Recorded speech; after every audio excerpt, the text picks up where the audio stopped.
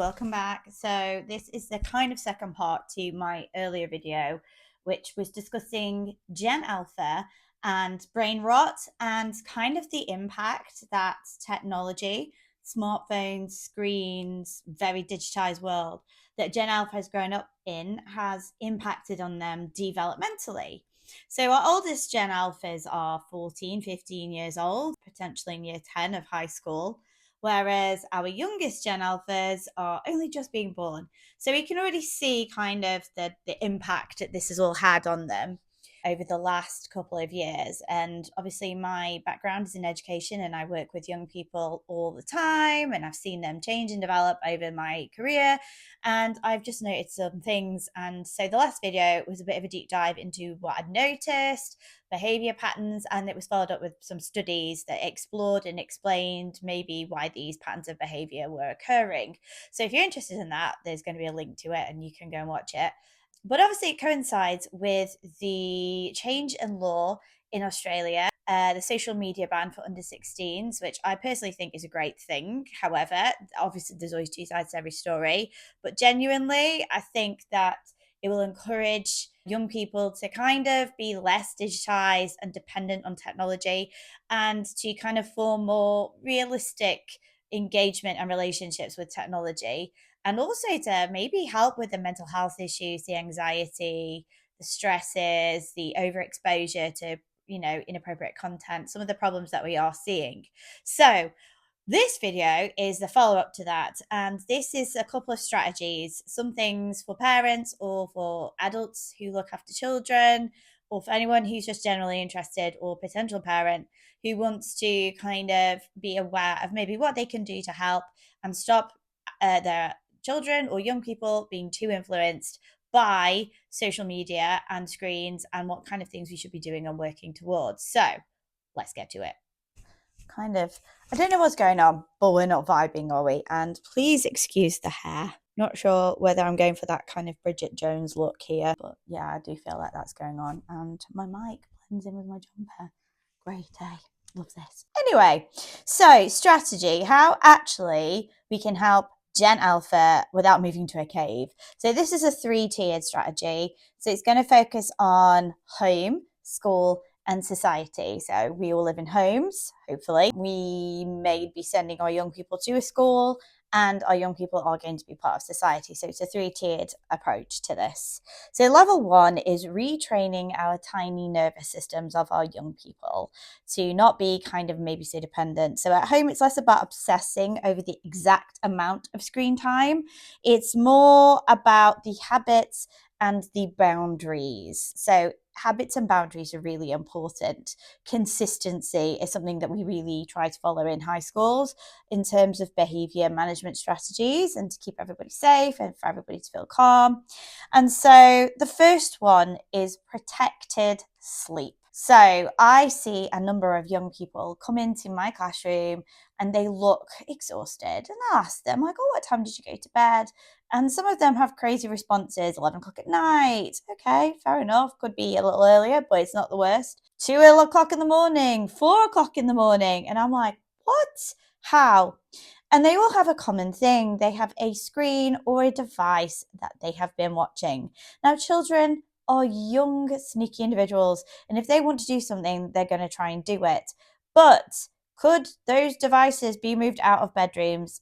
I think they ought to. Yes, I do. Easier said than done. I get this, but let's just live in a hypothetical world where this is maybe easier said than done. Every study that links phones to depression and obesity, I can always say that word, quietly whispers the same thing in the background. Sleep is really important developmentally for young people. In fact, they need the most sleep in their, teenage years. And there's loads of arguments, isn't there, about, making the start of the school day a bit later, because teenagers actually need to lie in, they need their sleep. And I think a lot of behavior is always linked to sleep. Think of your toddlers, they need a nap time, they're overstimulated, put them down for a sleep.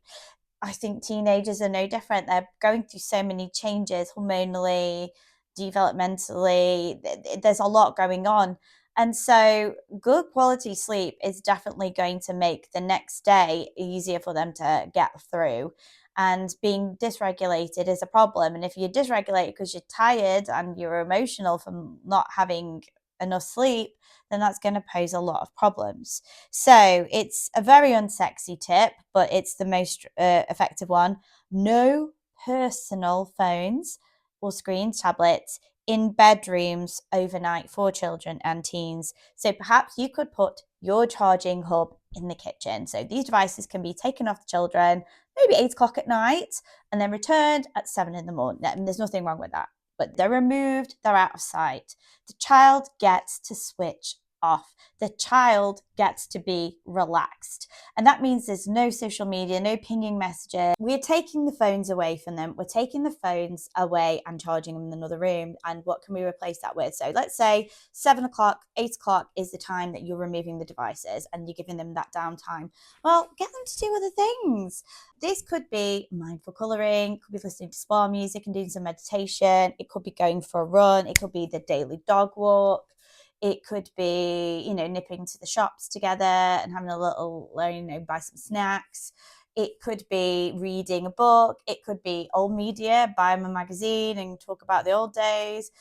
It's up to you what this non-screen time looks like. It could still involve a screen. It could be watching a shared family TV program.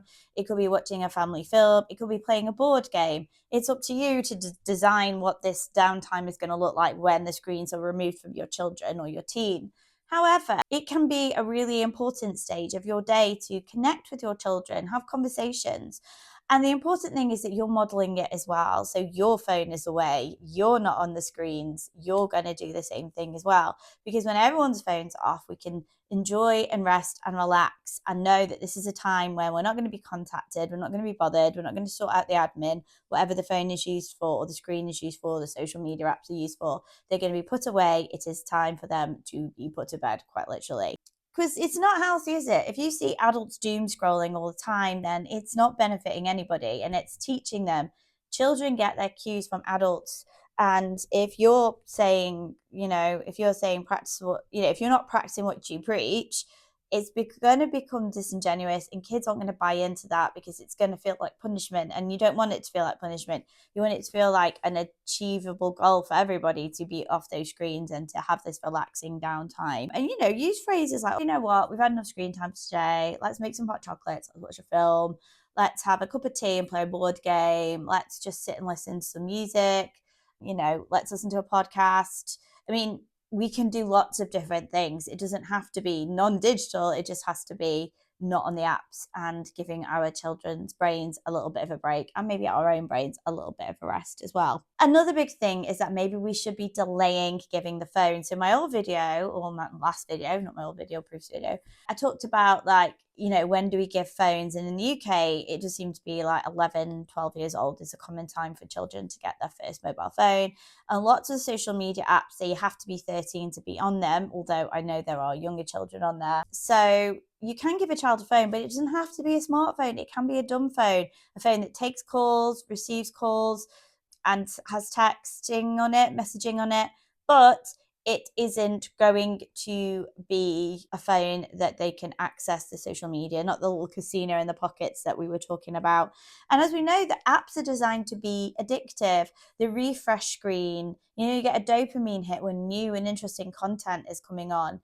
Like, subscribe, be part of this, communicate, don't switch off. Phones are kind of designed to be addictive. And if our young people are struggling with this form of addiction, then we need to try and help them the best we can, can't we? And they can still message on a dumb phone. They can still exist socially. They're just not kind of dealing with that casino in their pocket. So they're not having that temptation. And again, we're the parents, the children are our responsibility. And at the end of the day, we decide if they have a phone and we decide how they use that phone, because that's what we ought to be doing as the adults in charge of them and helping them. And if there are so many studies and so many things that telling us that mental health, depression, obesity, eating disorders, other addictions are forming out of this screens, then we need to be trying to do everything possible to kind of keep our children safe and protect them. So at home, we are going to be the guardians of the tech. And we're going to enable spaces where our children can be happy, relaxed, and content doing offline things and having a little bit of a respite from the screen. So what else can we be doing? What else can be going on? So let's move to school now and see what things ought to be in place. And as a parent, this can be you supporting your school as well. So let's have a little look. So schools, what can schools be doing to support us and are helping our young people with social media and technology? So in schools, we can't actually magic tech away, and nor should we. I mean, sometimes tech is important and part of the curriculum, and that's a key component of what we're trying to teach them. But we can design differently, can't we? We've got this capability. So clear phone policies that staff follow. Now, if the children, and this goes back to boundaries and consistency, if the children know that they are going to have their phone confiscated, if they know the phone is not going to be accessible, then they're not going to bother chasing the phone. However, if they know that it's an inconsistent policy and it isn't going to get confiscated, then this is where problems come and people start to push those boundaries. So, whatever the school's routine, the key is consistency. Kids, as I've said, are bloodhounds for hypocrisy. So, if they think one person's getting away with something that they're not getting away with, they are going to come at you. And if you're sitting at your desk scrolling, then that isn't kind of fair, is it? And, children don't see hierarchy. They sometimes literally don't see it at all, which can be part of the problem. So, yeah, we need to be consistent. We need to be very firm, and we need to be modeling again, like, no phones for us, no phones for you. Then teaching attention as a skill. I mentioned in the earlier video that attention spans have sort of gone from 20 minutes to sort of 7 minutes. It seems to be really shortening. So instead of just moaning about how students can't focus, we could be putting in place some strategies to help them to focus. So short, explicit practice in sustained reading or listening. Okay, frequently build this into your lesson, frequently build this into the curriculum. It will teach them the skill of concentration and focusing in. Short, timed focus blocks followed by a break. If you say, I use a lot of timers, we've got 10 minutes, focus, quiet, get on with it. And then there's a bit of release afterwards. But it is helping them, especially when in my subject, exams can be an hour and a half, 2 hours long at GCSE. And if they can't concentrate for that length of time, that's going to be very overwhelming for them. So again, it's kind of building up these strategies, isn't it? Talking about what distractions feel like in the body, okay? And like how we can focus and how we can overcome this and how everybody struggles with concentration. But actually, we have to kind of find our own focus and lean into it. Make attention the thing that you practice, not just thing that we're shouting about. So how do we give attention? Giving students opportunities to have attention on them, giving students opportunities to give their attention to others. So this is, again, things that we need to be building into our classroom and practice that we need to be. Another thing that's really important is building emotional regulation into the curriculum. You can feel your feelings. This is absolutely fine, but you can't always act on them. Students don't like it when a teacher's in a bad mood and takes it out in the class and they feel like that's undeserved, and quite rightly so. But equally, students need to realise that they cannot express every emotion. Sometimes it is not necessary. Also, it's not mature, is it? Toddlers throw tantrums. Tantruming has its place, absolutely. But, because you've been asked to do something, a reasonable request, like put the date in the title, you don't need to have a tantrum about that. So if screens are constantly hijacking their emotional circuits, we need to be actively teaching, naming our feelings. I feel tired. I feel frustrated. I often, kids tell me they're bored. I'm like, well, what does this boredom feel like? What's not interesting about this? And they can't actually tell me, partly because maybe they don't have that vocabulary, but equally, they just switch off. They're not even willing to kind of pursue it. And again, is this because they're so used to engagement and interest, and they don't kind of realize that sometimes a bit of work and effort needs to go into it? So grounding techniques, dealing with boredom. Did you know that boredom is really important for creativity? Boredom enables our brains to drift and wonder and to come up with some really good ideas for things. Some of the best ideas have happened when people are sitting under a tree and an apple's falling on their head, or eureka moments. These are in moments of boredom, I'm assuming, and that these ideas have sparked out of that. So actually, yeah, boredom has its place. And frustration, how can we manage our frustration? Mindfulness is probably something, what can I see? What can I smell? What can I taste? What can I hear? Spending a few minutes just to slow down and focus on things. Slowing down. Kids don't need to be going at a million miles an hour. They don't need a stimulus every 5 minutes. There needs to be some boredom. And PHSE and tutor time and assemblies, use them. You need to give them this time and these conversations and have these kind of discussions with students. Get them to be aware that these are perfectly normal behaviors and they don't need to fear them or feel unsafe with them. Boredom is fine. Be bored. That's okay. It's not up to everybody to stimulate you. Try and stimulate yourself in some way, shape, or form. Critical digital literacy. So we're not just talking, it shouldn't just be don't talk to strangers, don't go in chat rooms. It should actually be this is an algorithm. It's going to try and hook you on it. We talk about smoking in PHSE, we talk about vaping in PHSE, but do we talk about algorithms? Maybe we should be doing this. Maybe we should be talking about the dangers of algorithms that take us to extreme thought or extreme things, like Skinny Talk can promote eating disorders, for example. The manosphere can promote misogyny. Fundamental far-right extremists can make you feel a certain way about a certain group of people. Algorithms are going to be there to capture you, and we need to be informed and educating our young people about these algorithms. How to spot when they're being scammed or emotionally manipulated, and just giving them some digital literacy that they can use and informing better practice for them when on the apps, and help them to see the puppet and the strings, that there is control, that there is manipulation, and there is exploitation on the internet, and to teach them how to fight and combat. This is really important.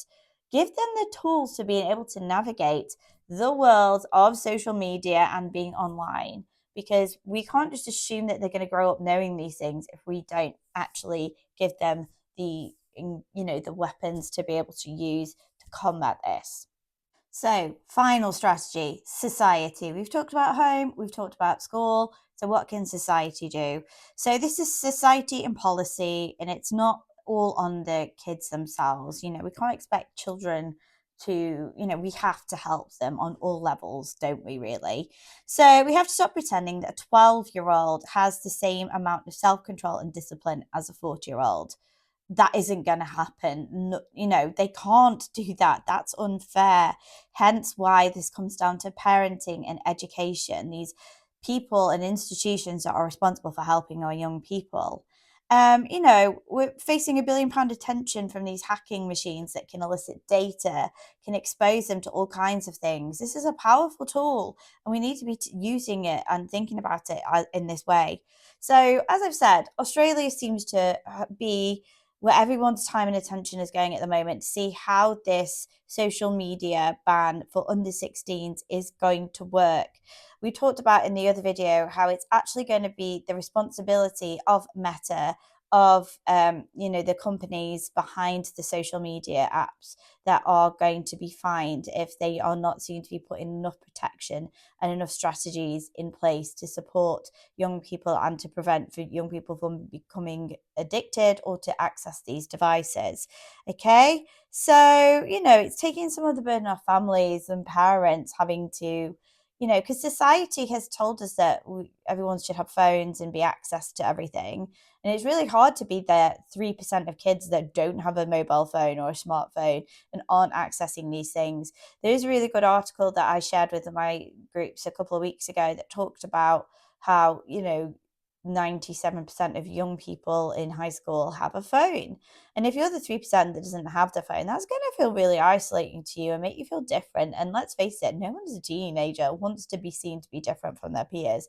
Peer influence is the strongest influence at the age of being an early teen. So we really ought to kind of be helping our children and giving them lots of other availability and lots of avenues to deal with the kind of pressures of social media and technology.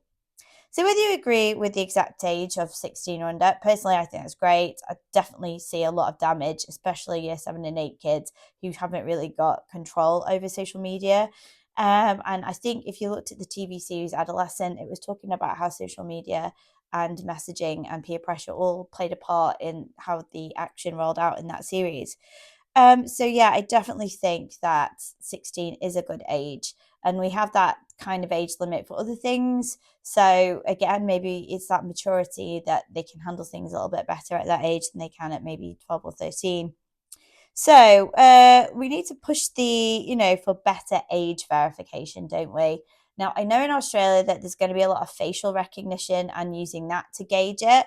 But, just putting a date of birth in isn't going to, and I know the flip side of this is kind of like digital passports and not being able to be free on the internet and rah, rah, rah. I understand that. But I think young people shouldn't need to be free on the internet. They should be controlled and regulated as best they can. Laws that limit targeted advertising. McDonald's isn't being advertised after kids' TV programs. There's a lot of hoo-ha about that. Again, are they seeing lots of damaging adverts for products on the social media and on the platforms that they're choosing to be part of? So governments need to work hard to make sure that they're protecting children in this respect also. Pressure on platforms design with well-being and not just engagement. Everything seems to be for profit, everything seems to be for gain, but actually we should be protecting young people and individuals on social media because it can be so dangerous. And we've talked about the Molly Rose, Russell, and what happened there and how sad that was. So we really do need to be thinking about this. And most of us aren't writing the policy, but we are voting for the policy. We're emailing our MPs, aren't we? We're backing campaigns and we're choosing how we use tech in our own homes and classroom. And this all adds up to this big picture. We live in a digital world. We live in a world of screens and social media and apps, but we can put guards in place and have procedures in place that help to keep everybody safe. And that's really important. And that is down to us, and we are all part of society. So let's wrap this up. So no, I don't think Gen Alpha is doomed. I think there's a lot of potential with being online and developments in technology. However, I do think we've basically been running a giant experiment on this generation, and that we've learned a few things. Sleep is important, boundaries and consistency are important, and there needs to be screen time away. Their brains cannot access screens 100% of the time. There needs to be a safe space. School needs to be a space without screens, and time and space at home without screens. I think we can all agree with this. Short form video on tap isn't healthy. Social media before they know who they are isn't healthy. And well, the results are mixed, aren't they? And there's a lot of confusion. There's a lot of damage out there. And we need to be helping our young people to navigate this part of their development and this part of their life. So our job now is not to shame them or panic them, but to build scaffolding in home, schools, and frankly, the law, so their brains and emotions actually get a chance to grow and develop the way that our adults have had. We can't just allow this to happen. We need to do something to protect our young people. So whether you're a teacher, a parent, or just a nosy human who made it this far, tell me what you think in the comments. What changes have you seen in young people? Do you notice this yourself? We always criticize the generation coming up, don't we? But there are some clear defining behavioral differences than previous generations here. And I think some of them are quite concerning. And what's one boundary or habit that you're going to try after watching this? Has any of this advice been useful? Is this something that you can implement into your own life? So obviously it's been great. Thank you for joining me. Hit the like, subscribe, comment button. I love hearing from you. Let me know your thoughts as always. I hope you've enjoyed this little rant, and it's been, giving you some useful nuggets of knowledge. And I'll see you after I've had a bit of a screen break, quite frankly, guys. I need a bit of a rest and a brew. So that's all for me for now. That's all for now. Bye.